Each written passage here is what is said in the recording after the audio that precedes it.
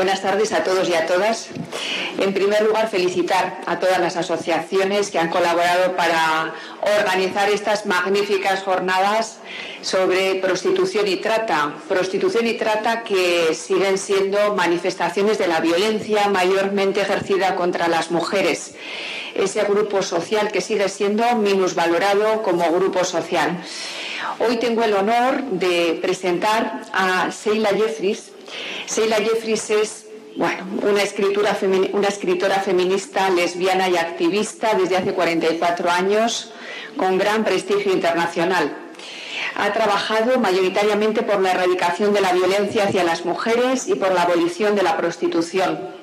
Sheila dejó Londres para dar clase de políticas sexuales en la Universidad de Melbourne. Regresó a Reino Unido en 2015, donde continúa escribiendo y donde ha recreado el London Lesbian History Group. Ha escrito nada más y nada menos que 9 libros de historia y políticas de la sexualidad, incluyendo 2 sobre prostitución. The Idea of Prostitution, la idea de la prostitución, en 1997, y The Industrial Vagina, The Political Economy of the Global Sex Trade, la industria de la vagina, la economía política de la comercialización global del sexo, en 2008. En Melbourne fue miembro fundador de la rama australiana de la Coalición contra el Tráfico de Mujeres y miembro de la Junta de la Coalición contra el Tráfico de Mujeres de Asia-Pacífico. Su próximo libro, The Lesbian Revolution, Lesbian Feminists in the United Kingdom, 1970-1990, verá la luz en 2018. Ahora voy a dar paso ya a la ponente para que presente su ponencia sobre la comercialización de la vagina. Muchas gracias. Thank you very much.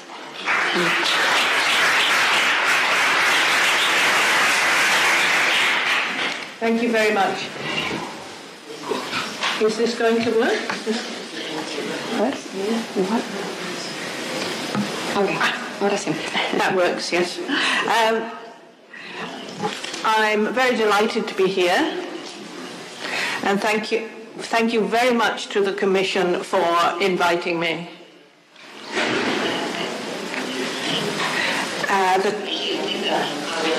Oh yes, that's quite right.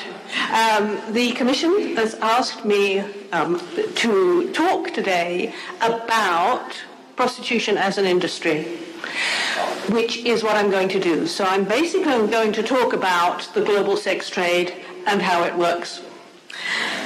Now, as has already been mentioned today, the global sex industry is worth hundreds of billions of dollars. It's an industry which services and makes its profits from men's sexual rights. It is defended in all kinds of ways which disguise the economics, which are its main reason for existence. Industry lobby groups which campaign to remove all regulations on the pimps and the businessmen who gain the para los proxenetas, para los negocios, que son los que se quedan con los beneficios, siempre creando gran confusión. Proponiendo que lo que hacen para conseguir estos beneficios es porque son muy amables con las mujeres.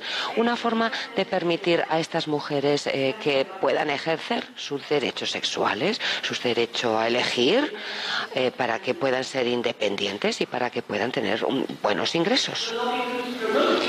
Estos grupos de presión promueven que la prostitución sería algo así como una especie de protección social para las mujeres.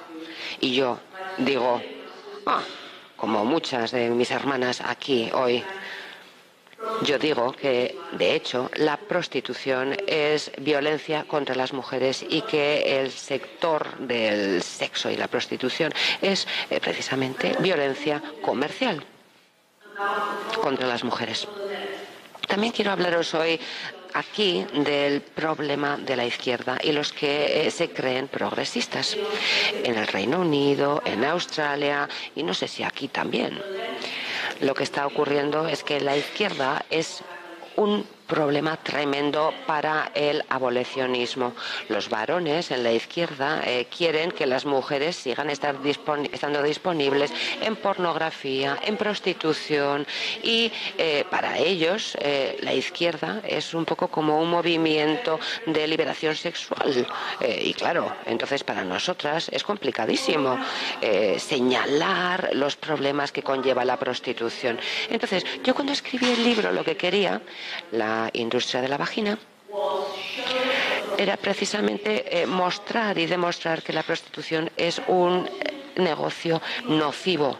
Yo quería que la izquierda, las feministas sociales, llamémoslas así, que un poco se les enciera la bombilla y pensaran, a ver, es que la prostitución no es eso de que la mujer ejerza su sexualidad. Es un sector nocivo, como las centrales nucleares, como las tabacaleras, y no sé si aquí eso está funcionando, pero desde luego la izquierda en muchos países sigue siendo nuestro enemigo. Mencionaré al líder del Partido Laborista en la oposición en el Reino Unido, Jeremy Corbyn. Él está claramente a favor de la legalización de la prostitución. Le aconseja un grupo que lleva luchando con nosotras las feministas radicales desde hace 40 años, que se llama el Colectivo de Izquierdas para las Prostitutas. Y están muy cerca de nosotros, su sede. Y están muy cerca, ideológicamente, del Partido Laborista. Y Jeremy Corbyn precisamente representa el resurgimiento de lo que las feministas ahora llaman cada vez más brocialismo, que es un grupo de hombres, hermanos, que dicen ser progresistas, pero que niegan la humanidad en las mujeres. Por eso, brocialismo de bro, hermanos, socialismo. También esa es la posición de la Organización de Derechos Humanos, Amnistía Internacional. Hay hombres de la izquierda que reconocen otras formas de supuestos trabajos de explotación, pero no en el caso de la prostitución. Por ejemplo, las centrales nucleares, las tabacaleras, ahí no se habla de reformar esos sectores, sino de abolirlos, pero no ven que la prostitución sea un sector nocivo. Probablemente porque también ellos utilizarán la pornografía y otras formas de prostitución, como otros. Entonces, la izquierda, ¿cómo ha llegado la izquierda a esa posición? Las feministas, antes de la década de los 80, estaban seguras y convencidas de que la prostitución era signo y ejemplo de la subordinación de las mujeres y que dejaría de existir cuando las mujeres por fin llegáramos a una situación de igualdad. Los progresistas estaban convencidos, la prostitución desaparecerá, poco a poco se irá marchitando y desaparecerá. La prostitución lleva 200 años en la agenda feminista como el modelo de la subordinación para las mujeres. Por ejemplo, Kate Millett, la feminista radical americana, estadounidense, dijo que la prostitución era paradigmáticamente la esencia misma de la condición de la mujer, y que nos reducía a las mujeres como, y lo ha deletreado, no lo ha dicho, coño, porque es que es una forma en la que se dice coño en inglés y que demuestra el odio de la mujer, del hombre hacia la mujer. Las feministas en la década de los 60 y de los 70 entendían que la prostitución era una reliquia, un vestigio de las sociedades dominadas tradicionalmente masculinamente, que eran como una especie de fósil vivo, una vieja forma de esa relación de esclavitud que todavía existía en el presente. Desgraciadamente, a final del siglo XX se unieron diferentes fuerzas para volver a alentar a este fósil vivo, o lo que llamo yo prácticas culturales lesivas. Y el ejemplo más claro es la nueva ideología y práctica económica, el neoliberalismo. Milton Friedman dijo que la pornografía, la prostitución no hacían daño a nadie y que tenían que encontrar su lugar legítimo en el mercado. Y claro, llevamos luchando contra el neoliberalismo 40 años desde que se dijo algo como esto. Aparte del neoliberalismo, otro enemigo que hemos tenido ha sido la revolución de los años 60 y 70, donde paró la censura a la pornografía y donde los hombres tuvieron más acceso todavía al cuerpo de la mujer. He escrito dos libros sobre las dos revoluciones sexuales de la década del siglo XX, una en los años 20 y otro en las décadas de los 60 y 70, que no fueron momentos de libertad para las mujeres, sino de opresión. Entonces, esa nueva utilización de las mujeres por parte de los hombres junto con el neoliberalismo nos ha llevado a finales del siglo XX a la situación en la que estamos ahora, con una actitud que ha sido desgraciadamente dominante ahora entre las mujeres, entre la academia de las mujeres. Yo llevo décadas trabajando allí y nos cuesta muchísimo expresarnos a las que estamos en contra de la prostitución, diciéndolo o publicándolo. Entonces, en la academia, estas mujeres hablan de la prostitución, sí, pero no hablan de la prostitución como un sector o como un negocio, no, hablan de que las mujeres están ejerciendo su agencia, estén donde estén. Por ejemplo, una niña de 13 años en un campo de refugiados a la que se abusa de ella sexualmente a cambio de un pedazo de pan. Aún así, parece que esa niña tiene agencia. Es tremendo. Están destrozando el término agencia utilizándolo así. Es como si todo lo que hiciéramos ya fuera agencia, ¿no? Yo me levanto por la mañana y eso es agencia. Pues no. Entonces, los que protegen la prostitución en el mundo académico,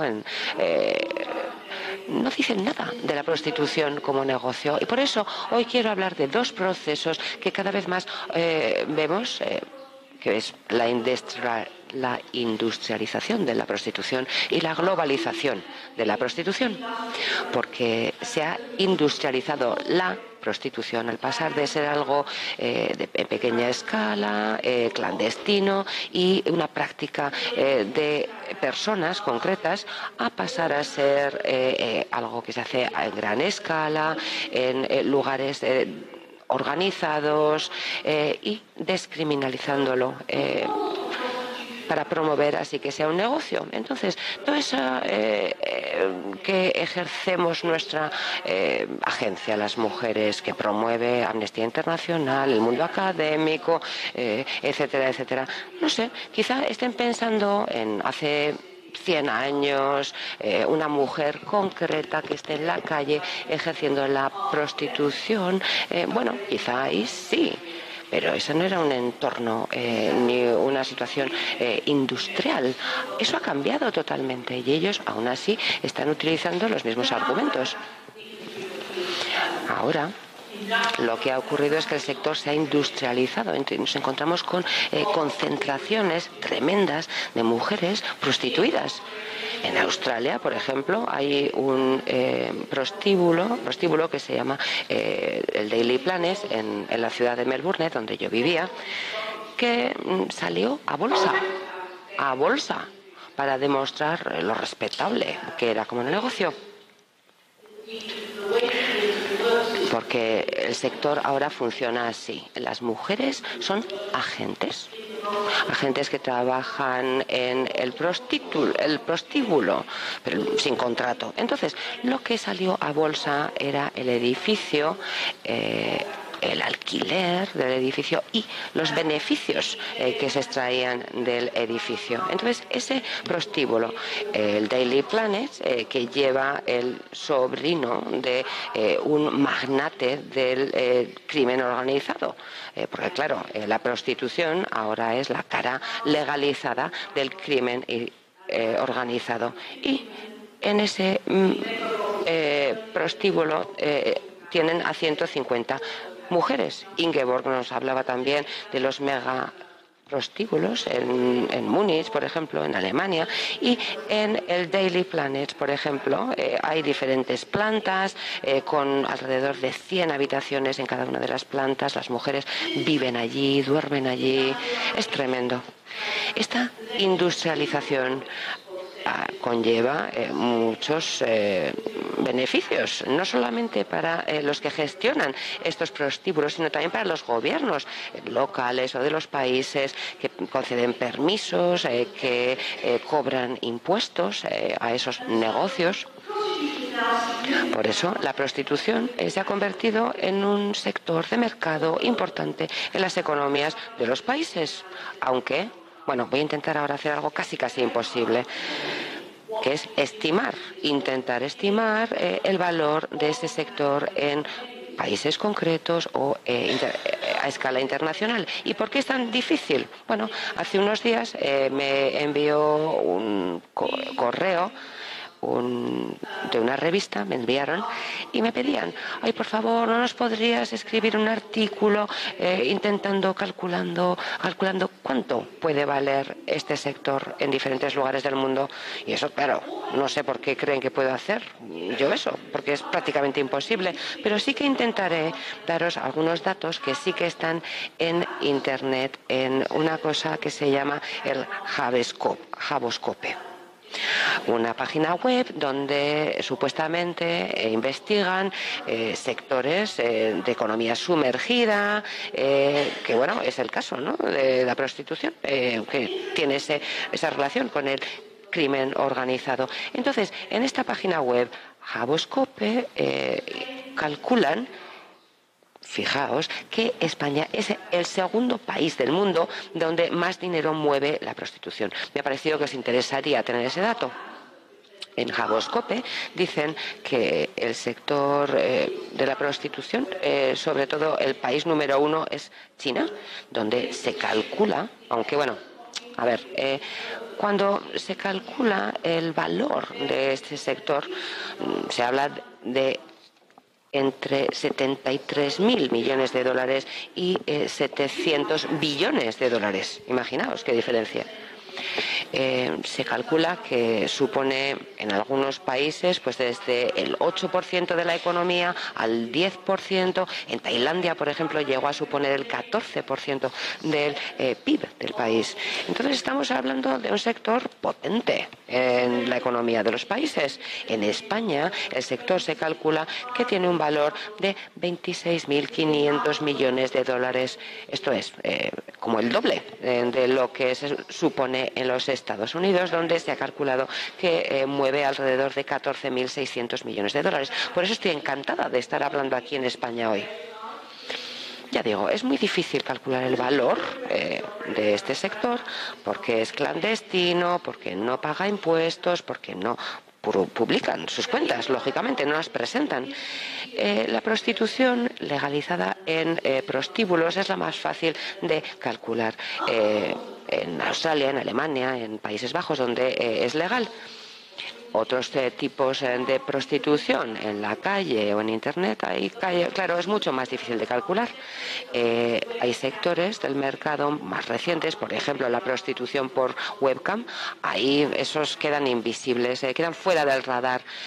La prostitución por webcam, ya sabréis, que es donde chicas en Filipinas, por ejemplo, entran en cibercafés con unas cabinas, así con unas cortinillas, y así con una cámara se quitan la ropa y empiezan a hacer prácticas sexuales para compradores y consumidores aquí, en España, en Estados Unidos, donde sea. Y el que lleva el cibercafé lo que recibe es ese pequeño alquiler por la cabina desde la que emiten. La prostitución por webcam, entonces, es un ejemplo de servicios que funcionan por todo el mundo. Y hace poco me enteré que después de la crisis financiera, muchas chicas, después de terminar en la universidad, que no conseguían trabajo, se dedicaban a muchos de estos tipos de prostitución porque no encontraban trabajo. Entonces, la prostitución por internet o la pornografía es también otro gran sector y negocio. ¿Cuánto supone en dinero? Quizás algunos dicen 75.000 millones de dólares. Yo la verdad es que no tengo ni idea. Es muy difícil de calcular. ¿Qué es la pornografía? Bueno, pues grabar la prostitución. Se graban como hombres, les penetran, les hacen todo tipo de cosas en sus cuerpos, pero eso no se dice, se hace como que es otra cosa. En Suecia,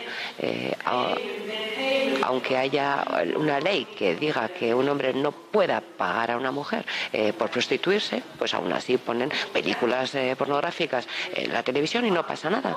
Es una separación que no hacen. Pero claro, hay hombres que piensan, aunque no pueda ir a un prostíbulo, nunca me quitarán la pornografía, pero eso lo tenemos que quitar, tenemos que conseguirlo. Otro sector que da mucho dinero es los clubs de stripping y los bailes sensuales en el regazo, que se calcula que alrededor de 300.000 mujeres en Estados Unidos trabajan en estos sectores. Y vosotros diréis, pero eso no es prostitución. Pues sí, porque de ahí pasan a la trata, por ejemplo, en Japón. En los clubs las strippers van atrás a otras salas que hay en los clubes y salas privadas y ahí pasan otras cosas. ¿Qué es lo genial de la prostitución? Claro, como sector, como negocio, así se consigue que estos criminales, estos delincuentes, al final parecen hombres de negocios respetables.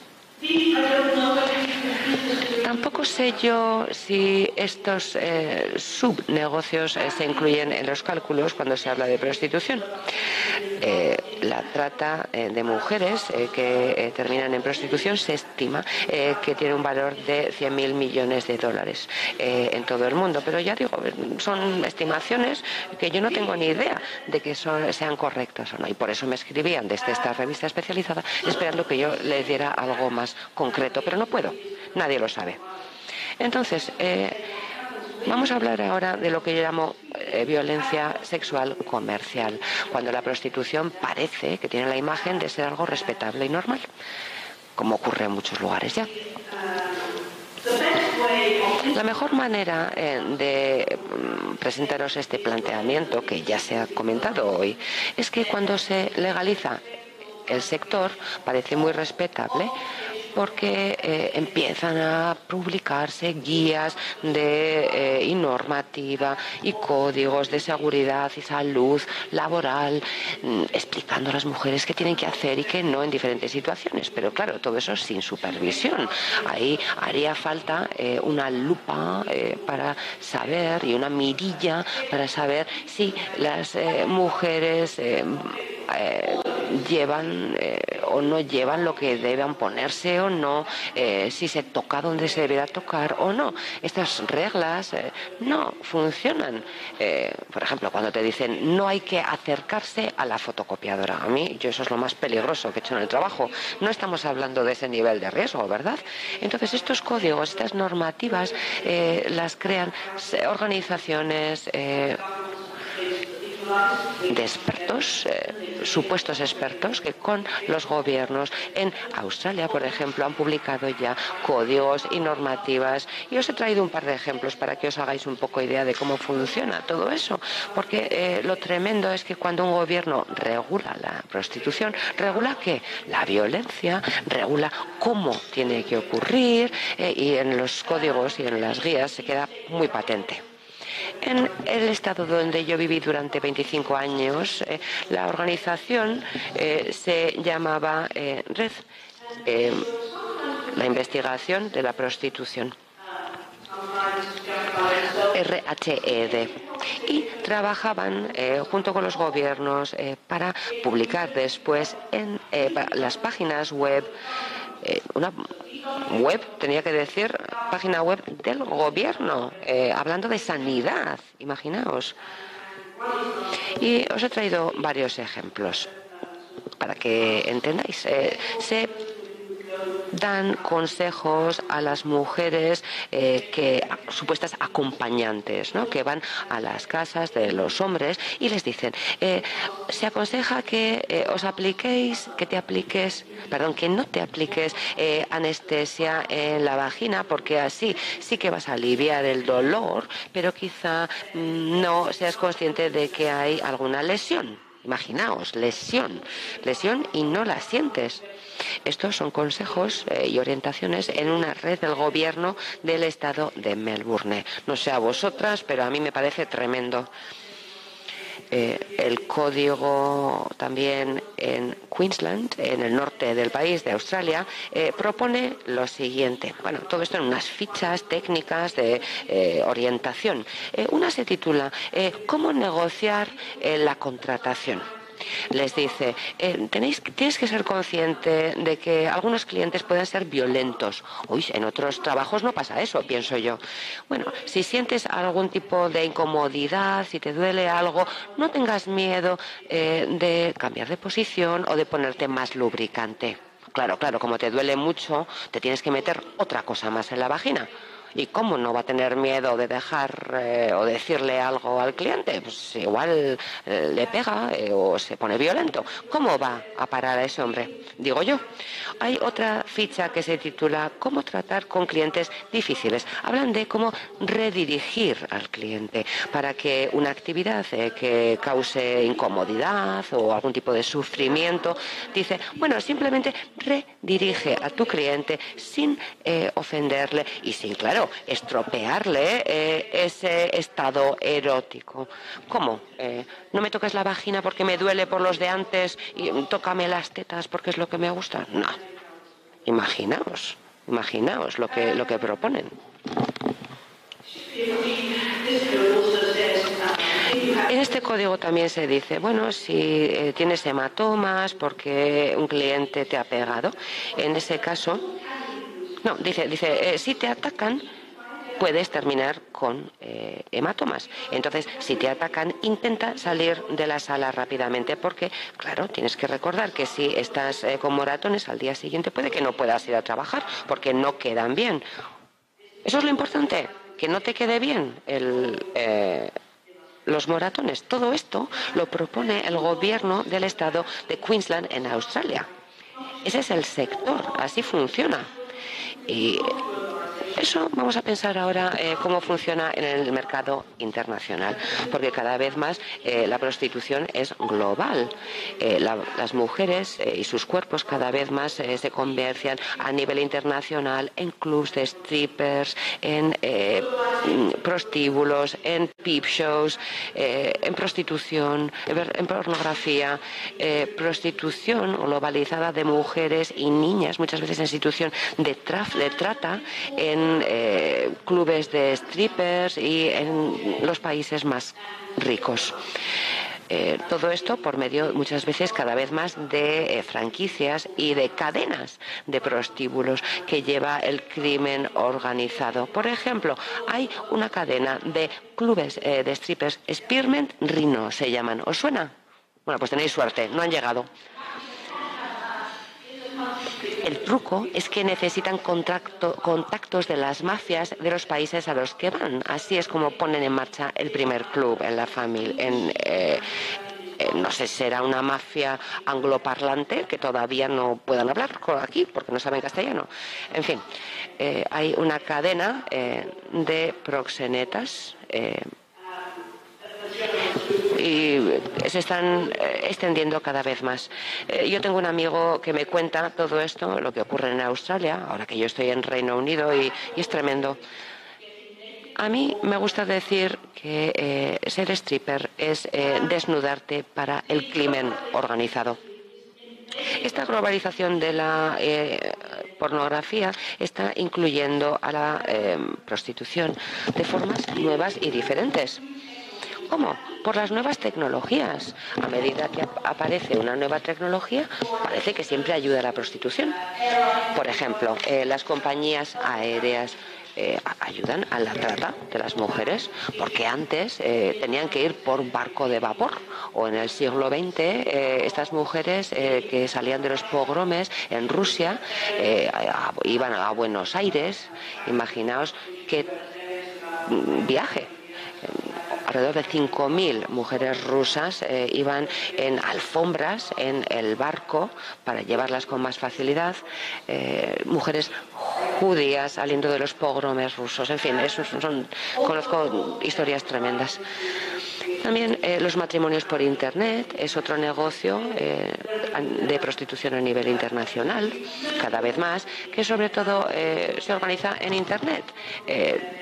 Un hombre puede encargar una mujer que sea servil, que le trate como un rey, etcétera.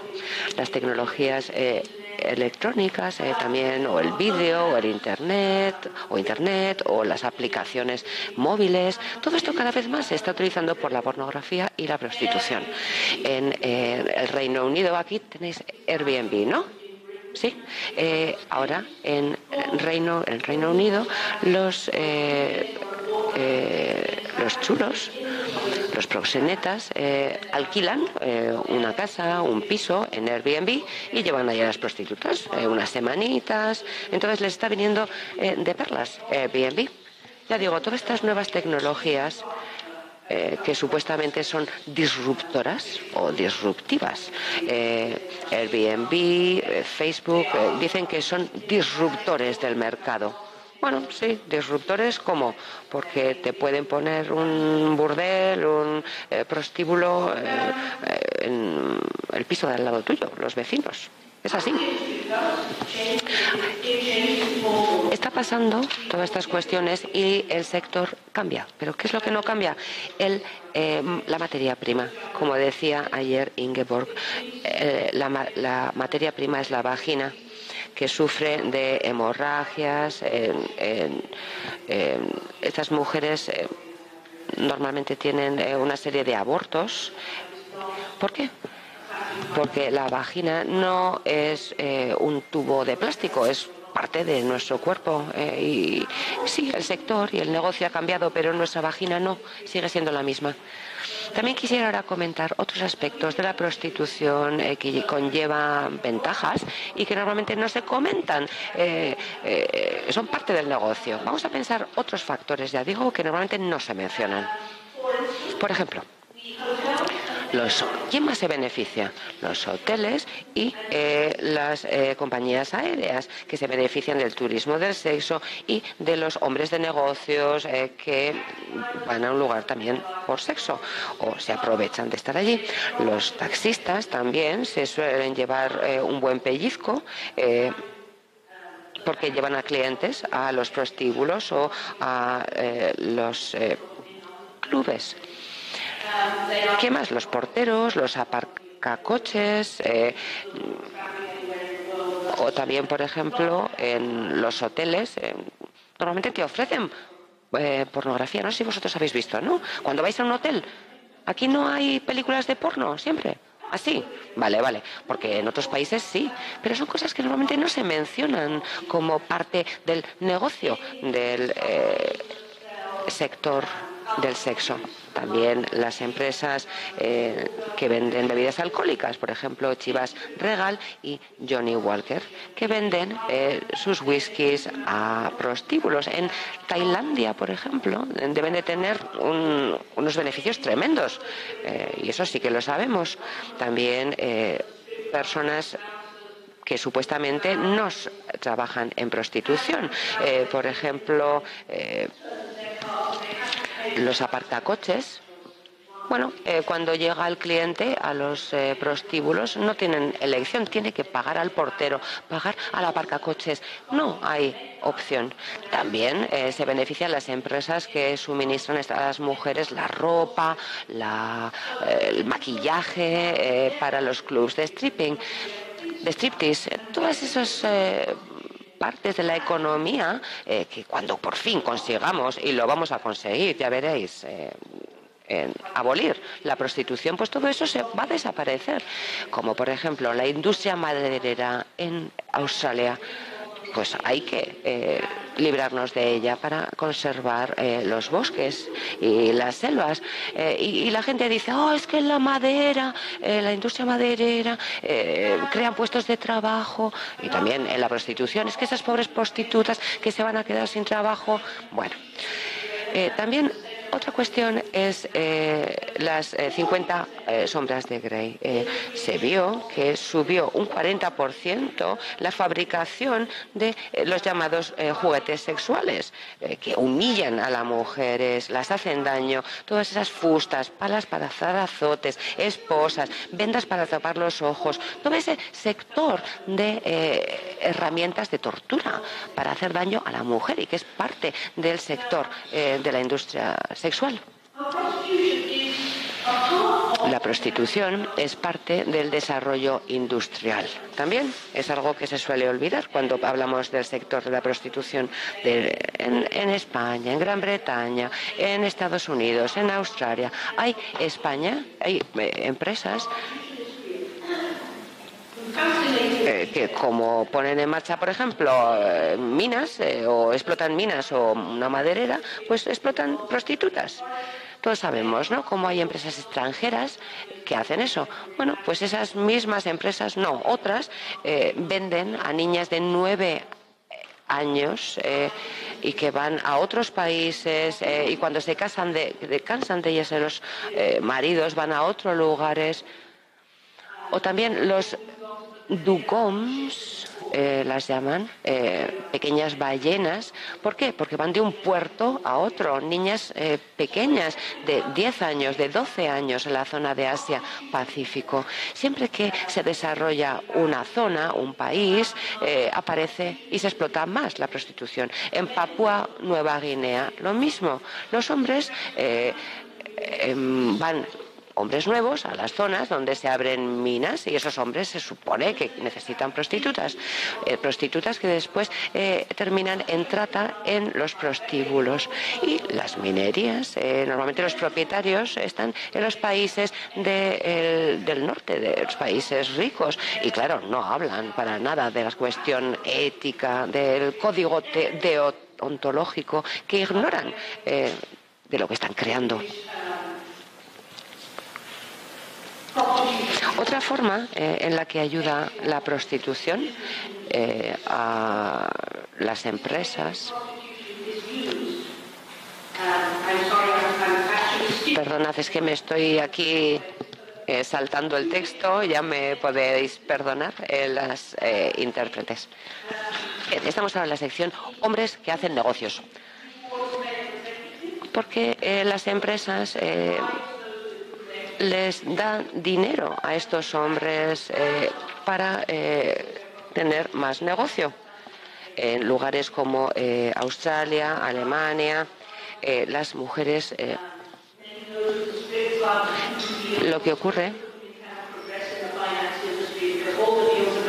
es que en un prostíbulo legal, por ejemplo, en Melbourne, las mujeres se supone que tienen que ir a un club de strippers, a estos hombres de negocios que se supone que tienen que estar allí hablando de negocios todavía. Quiero decir que estamos hablando de la igualdad de la mujer en el mundo de los negocios. ¿Cómo vamos a ir una mujer con un compañero a un karaoke también, donde en Asia muchas veces lo que ocurre es que hombres de negocios de aquí de España van a un país asiático y se le dice, ¿quieres karaoke? ¿Qué quiere decir? Bueno, hay profesores, por ejemplo, que no tienen ni idea y dicen que sí y luego se encuentran lo que se encuentran y por eso nos enteramos, porque luego vienen y nos lo cuentan. Y también quiero hablar ahora de Volkswagen, la empresa alemana que está utilizando la prostitución dentro de su negocio. Os explico. Porque en las grandes empresas, en Alemania, la armonía industrial se crea ¿cómo? Con representantes de los trabajadores en los consejos para que también puedan participar en la toma de decisiones. Se llama un sistema de codeterminación. Se supone que mejora la productividad de la empresa, que Alemania también pueda seguir siendo potente en la fabricación industrial, pero en la década de los 90 empezó a haber una situación de abuso. Se creó un fondo ilícito para que las mujeres prostituidas pudieran establecer lazos afectivos, para que los altos cargos pudieran mantener a sus amantes, para que pudieran ofrecerles vacaciones en Lisboa, normalmente mujeres curiosamente brasileñas, nos contaron, mujeres en esta situación. Entonces yo digo, si Volkswagen lo está haciendo, estoy segura de que otras empresas lo harán también, como si fuera una cosa normal, empresas normales, y eso también crea problemas para las mujeres que trabajan en esas empresas. Por ejemplo, la secretaria del director de personal, de recursos humanos, tuvo que encontrar un piso para que su jefe pudiera celebrar fiestas sexuales, imaginaos qué horror, ¿no? Para una mujer, para que esa empresa y sus altos cargos puedan seguir teniendo esa relación normalizada con estas mujeres prostituidas. No sé cómo voy de tiempo, o no sé si me vais a dar algo más de tiempo, o sí. ¿Tengo un poquito más?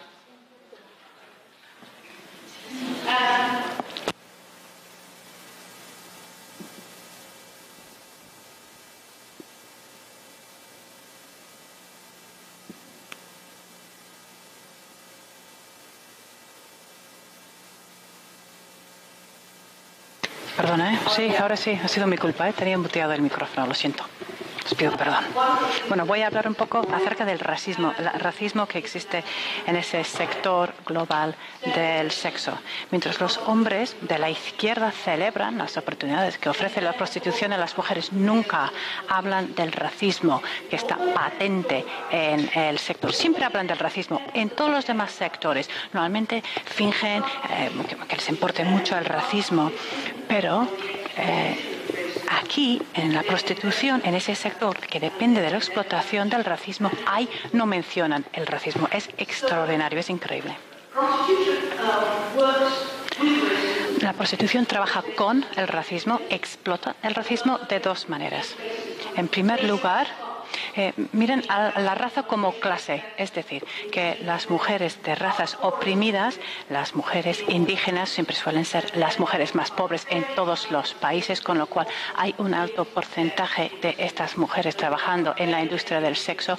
Hay muchísimas mujeres indígenas en Nueva Zelanda, por ejemplo, muchas mujeres indígenas en Canadá, en el sector, muchas mujeres negras. Anita Carter, que es una mujer negra de los Estados Unidos que siempre está haciendo campañas en contra de la prostitución. Ella dice que los porcentajes de las mujeres negras en los Estados Unidos es un porcentaje muy alto. Cuando vienen los hombres blancos de las afueras, pues es una situación otra vez de esclavitud. Es como si esas mujeres otra vez están en los bloques de los esclavos, de las esclavas. Pero es algo que no se menciona, porque claro, nos da vergüenza. Y la segunda manera en que se usa el racismo por parte de la industria del sexo, y eso es algo que se mencionó ayer, es el uso y la promoción de las mujeres según su etnia y según el color de su piel. Y eso se demuestra en el estado de Queensland, en Australia, donde la prostitución en los bordeles es algo legal. Y hay una autoridad de licencias en ese estado que tiene que examinar los anuncios de la prostitución para que puedan tener el tamaño adecuado y que no incluyan ningún lenguaje ofensivo o prohibido. Hay 4 páginas de palabras y frases aprobadas. Esto es una agencia oficial del Estado, pero esas palabras aprobadas incluyen asiática, griega, eslava, sumisiva, española, tu gusto preferido, 18 años, pechugona, morena, preciosidad australiana, tentadora, misteriosa, oriental, chica guapa, negra como el carbono, japonesa, sexy, amistosa y atractiva. Todas son frases aceptadas que se pueden utilizar en los anuncios. La práctica de autorizar de forma oficial la venta racializada de las mujeres se explica por parte del Grupo de Defensa del Trabajo Sexual de Queensland, se llama ESPAN, porque dicen que tienen que utilizar un lenguaje de este tipo. Eso es lo que dicen este grupo. Hay que utilizar este lenguaje porque es vital, es fundamental, porque los compradores quieren comprar cuerpos con un color de piel determinado y se van a volver violentos si les ofrece una mujer de otro color. Y explican eso. Eso es lo que ellos dicen textualmente. Ellos dicen la fetichización de la raza y la etnia son una parte integral de la industria del sexo. Los clientes quieren poder localizar un tipo sin tener que llamar a un montón de números, y problemas pueden surgir si algunos operadores únicos, es decir, mujeres que trabajan sola, no pueden informar a los clientes potenciales del color de su piel, porque si no lo hacen, entonces se van a exponer potencialmente a situaciones violentas. Es decir, la mujer prostituida tiene que poder decir al comprador de qué color es su piel, si no, quizás le va a pegar. Y esto es una prostitución legalizada y aceptada. Ese requisito que exige que las mujeres pueden ser anunciadas por su sexo y también por su raza, pone en cuestión todos estos eufemismos que se utilizan para referirse a la prostitución por parte de los estados que legalicen la práctica, diciendo que lo que hacen es ofrecer un servicio. Porque si tú vas a ofrecer un servicio, pues ese servicio puede ser ofrecido por cualquier persona, de cualquier sexo y de cualquier raza, de cualquier origen. La prostitución no. No es un servicio, porque la prostitución no es un servicio, ofrece el cuerpo. Lo que se compra es el cuerpo con un color determinado, de una raza determinada, y es el cuerpo lo que se anuncia y es el cuerpo lo que se compra. Con lo cual la prostitución es completamente distinta a otros servicios que se ofrecen en el sector o en el mercado. Voy a terminar aquí. Si tenéis mucho interés, puedo hablar acerca de Australia o cualquier otro tema, pero bueno, os dejo un poco elegir a vosotros en qué queréis centraros. Muchas gracias.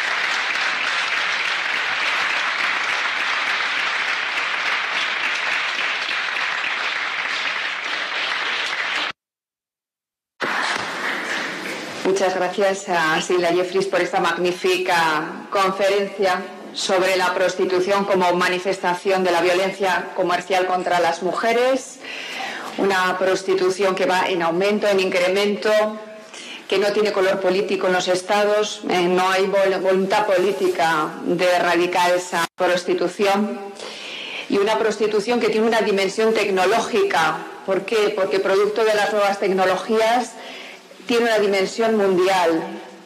A mí me preocupa sinceramente esa prostitución virtual que, producto de las nuevas tecnologías, en cualquier ámbito privado, en cualquier casa donde el Estado no puede acceder, se puede vender prostitución y se puede practicar prostitución. Yo le preguntaría si realmente debiera de haber un acuerdo mundial entre los Estados. No es un problema de España o de Suecia si lo prohíbe o no, sino que esa prostitución tiene un mercado virtual, internacional, tecnológico. ¿Cómo podemos erradicar todo eso, ¿no? Esa dimensión tecnológica? Muchas gracias. It's extremely difficult because you have men in Tenemos hombres en un país que pagan utilizando diferentes métodos para utilizar una mujer que está en otro país. ¿Cómo podemos perseguir y cómo podemos sancionar a estos hombres? Incluso si tú en tu país tienes buenas leyes, es muy difícil. Yo no tengo una respuesta fácil a la pregunta, es una pregunta muy difícil. Creo que deberíamos tener una ley sobre la pornografía que prohíbe el pagar a las mujeres para ser usadas en la pornografía. Y aquí tiene que haber algunos límites nacionales, pero es una cuestión muy difícil. ¿No? Sobre esta cuestión. Algo difícil, cuando muchas veces los Estados no se ponen de acuerdo en relación con el contenido de otros derechos humanos tan esenciales. Muy bien. A cualquier persona del público que quiera intervenir y hacer alguna pregunta. Adelante.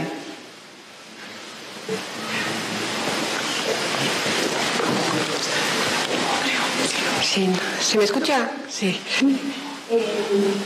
A mí me gustaría saber qué presencia tiene el movimiento feminista en Australia y cómo se posiciona al respecto, o qué, no sé, qué realidad se vive dentro de ese movimiento feminista. Adopt in relation to prostitution. Cuando llegué a Australia en 1991,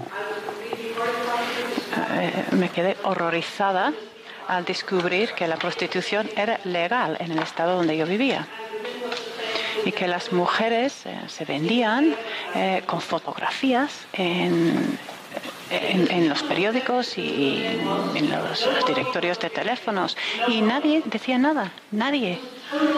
No había ni una objeción. Era una situación muy distinta a la situación en Inglaterra, en Gran Bretaña, donde la prostitución no es legal y donde muchas personas habían estado criticando la práctica durante décadas. No había ninguna crítica en Australia. Nadie criticaba la práctica. Y de hecho, en 1984, cuando se promulgó la legislación, la ley en Victoria, era una ley apoyada por las feministas. Trabajamos mucho, bueno, yo trabajaba mucho la coalición en contra de la trata de las mujeres en Australia. Hemos hecho una gran labor y hoy en día las actitudes están cambiando. Pero tenemos la prostitución legal en casi todos los estados, con lo cual es muy difícil solucionar esta situación. Pero el movimiento feminista, sí que el movimiento feminista ha cambiado, la actitud ha cambiado y mucho. Are there any other questions?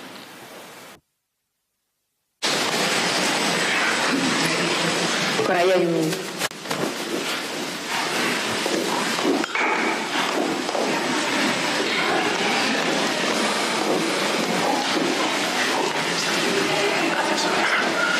First of all, thank you for the conference. And it was really interesting for me the way you talk about Corbyn and how his party wants.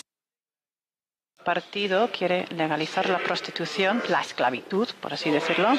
Entonces mi pregunta es, ¿por qué el socialismo todavía no ha adoptado el feminismo en su ideología? ¿Por qué no? He's now translating his question into Spanish for everybody else. So it's the same question. Why hasn't socialism...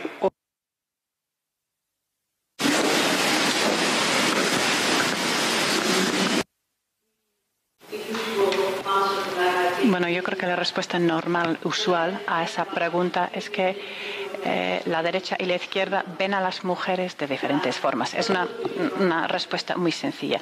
Pero las dos actitudes tienen sus problemas. La derecha quiere que las mujeres sean madres, personas controladas, sin libertad sexual. La izquierda quiere que los hombres sigan teniendo acceso a los cuerpos de las mujeres, pero a la vez defienden la libertad sexual de las mujeres. una cosa que es incompatible. Son dos enfoques al mismo problema. Si tú tienes alguna idea de qué es lo que se puede hacer, por favor dime, porque yo tampoco sé muy bien lo que hay que hacer.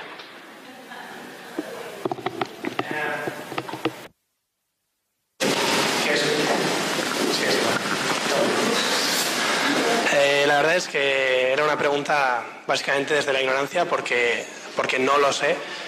Los acontecimientos políticos históricos han demostrado cómo el socialismo, pese a así abordar la cuestión del problema de clases, ¿no? El class struggle, como se dice en inglés, sí que ha dejado de lado la figura de la mujer. Quizás se podrían hablar de hitos del socialismo en cuanto a igualdad, pero obviamente no son para nada suficientes. Entonces, desde mi punto de vista, pues lo que el movimiento feminista debería hacer sería trabajar conjuntamente con el socialismo y bueno, desde la educación es quizás una respuesta demasiado genérica porque no la tenía preparada, por eso la he preguntado, pero bueno, te agradezco de todas formas que me des la voz. It's okay. All right. I have to say about working with social. Con el socialismo, yo tengo que decir que solo he conseguido lo que he conseguido a base de romper con el socialismo. Yo era feminista socialista en los años 70, pero he abandonado y me he convertido en feminista radical, separatista, lesbiana, y esto es la base de toda mi política, todos mis libros, todo, cada cosa que he hecho en mi vida, esta es la base. Y yo os lo recomiendo.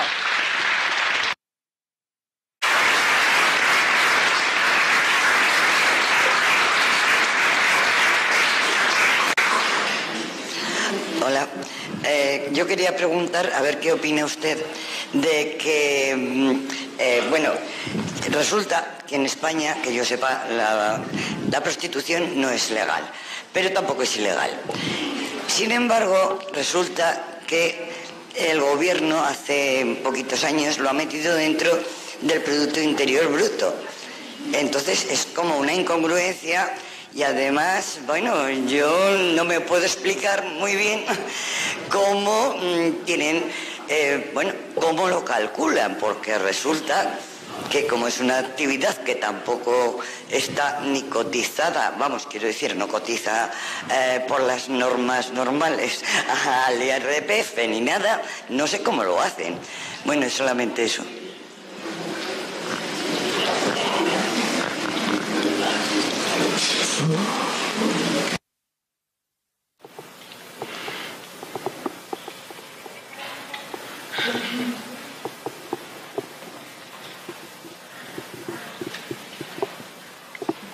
I don't know, she might have been expecting a response, I don't know. I think she formulated it as a comment, but I don't know if you're expecting a response. Sí. Yo lo he traducido como un comentario, pero quizás, bueno, mi respuesta es, pues, estoy muy sorprendida. Es mucha hipocresía, ¿verdad? Eso sería mi respuesta.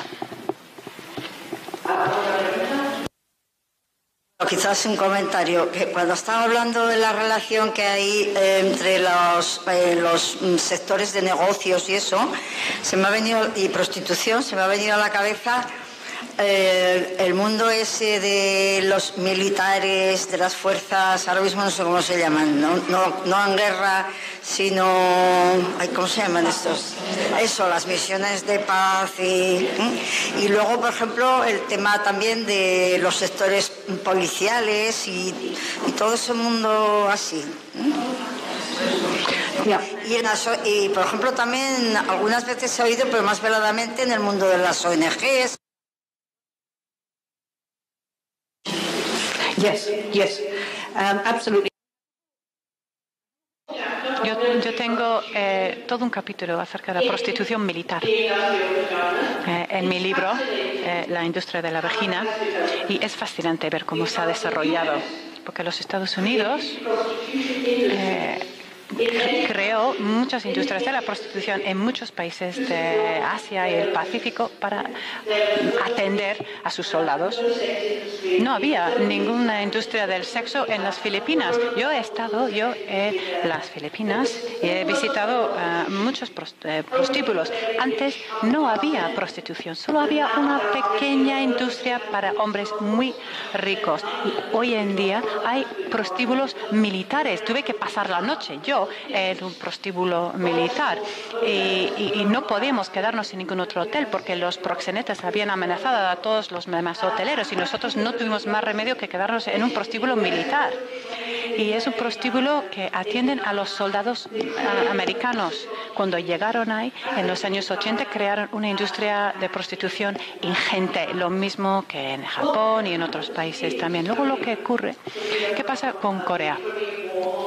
Después de la guerra de Corea, los japoneses crearon una industria del sexo para sus soldados, los soldados japoneses en Corea, y luego vinieron los americanos y empezaron ellos a gestionar estos mismos prostíbulos y luego vinieron los turistas sexuales. Entonces ahora tenemos mujeres coreanas y tailandesas que luego se les llevan a otros países y los turistas de sexo también empiezan a ir a otros destinos, con lo cual se va expandiendo, pero todo empezó con el ejército estadounidense. Tienes toda la razón.